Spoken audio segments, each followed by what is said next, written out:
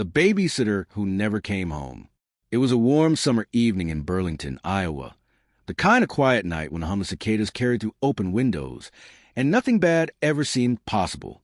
Inside her friend's living room, 27-year-old Jodi Huisentruit laughed over a glass of wine, her bright voice echoing against the TV glow.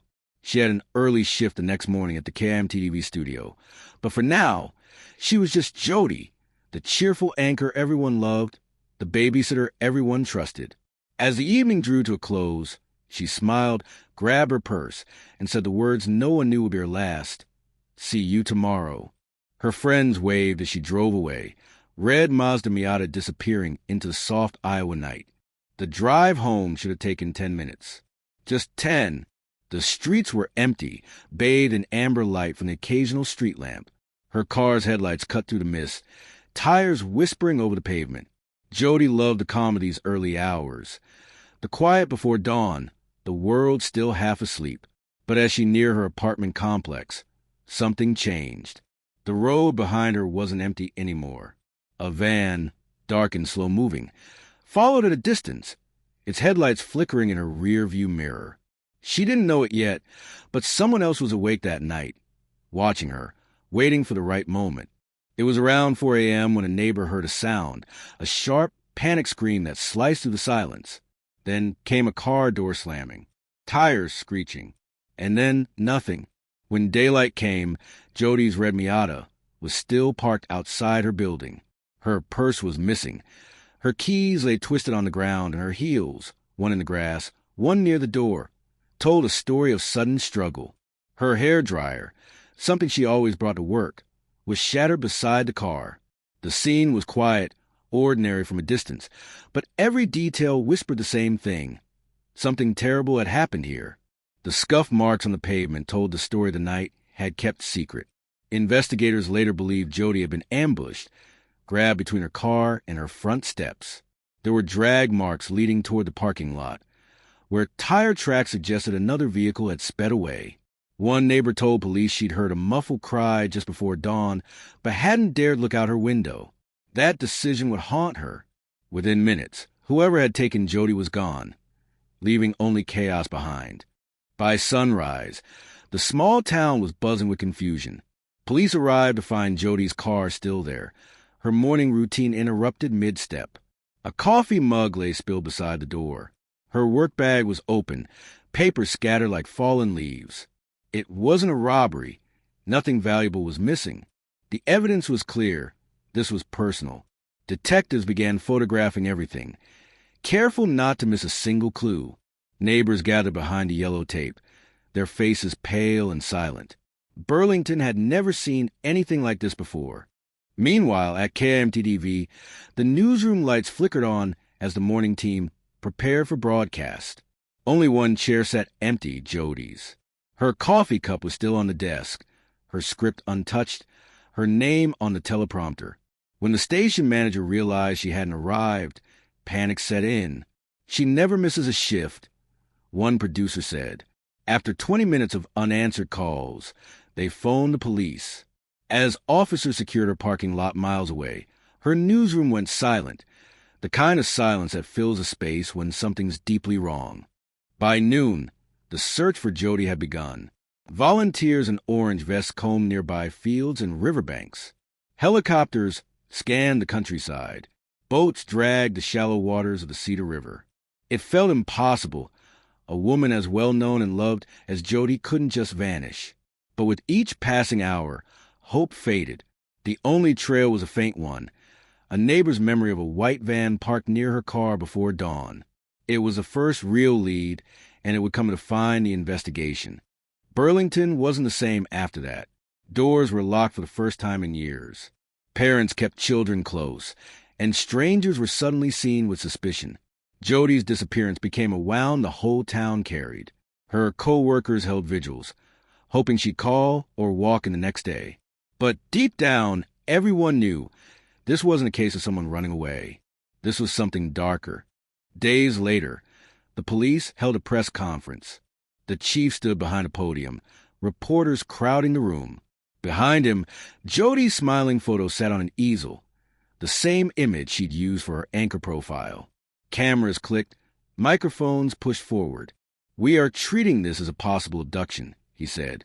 It was a sentence that shattered any remaining illusion of safety. Overnight, the case went national. News vans lined the streets. Every network wanted answers, but the truth was slipping further away. The mysterious van became the center of everything. Witnesses described it as white, older, maybe dent in the back, but that was it. Police released a composite sketch, hoping someone would recognize it. Tips poured in, hundreds of them, but every lead ended the same way. Nowhere. Detectives worked around the clock, fueled by frustration and fading hope. The van was like a ghost, seen by everyone, caught by no one.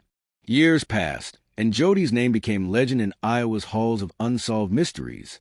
Detectives came and went, each reopening her case, each reaching the same painful wall. In the station basement, dusty boxes labeled Huisentruit case lined the shelves. Inside were her photos, the news articles, the broken hairdryer, fragments of a life interrupted. Outside, her family still waited for a call that never came. Then one day, a small breakthrough. A farmer found a torn piece of pale blue fabric near a wooded area outside town, half buried, half forgotten. Police rushed to the site, hearts pounding. Could this be the clue they'd waited years for? They searched the ground inch by inch, but found nothing else. Still, the blouse fragment reignited the investigation. Once again, Jodi's name was on every TV, every headline. But the question remained, was it evidence or just another ghost? Each year since her disappearance, the people of Burlington gathered with candles and flowers outside Jodi's old apartment. They share stories of her laughter, her kindness, her warmth. The flicker of the candles reflects in tearful eyes as they whisper the same promise. We won't forget. Her family stand at the front, faces lit by soft orange glow, praying that one day someone will finally speak, someone who knows what happened that night. At KMTDV, her old desk remains untouched. A single rose rests beside her photo, and her chair stays empty. Every new anchor who joins the team learns her story. The woman who vanished just steps from home. The newsroom lights still hum the same way they did that morning in 1995. It's not just a workplace anymore. It's a memorial. The parking lot is still there. The same cracked pavement. The same soft buzz of a lonely streetlight that flickers through the Iowa fog. To most people, it's just another apartment lot, a place you might drive past without a second thought. But to those who remember, it's sacred ground, a place where time stopped one summer morning in 1995. If you stand there long enough, in the early hours before dawn, you can almost feel the weight of silence pressing down. The same silence that followed the scream a neighbor once heard. The same silence that came after the sound of a car door slamming, and then nothing.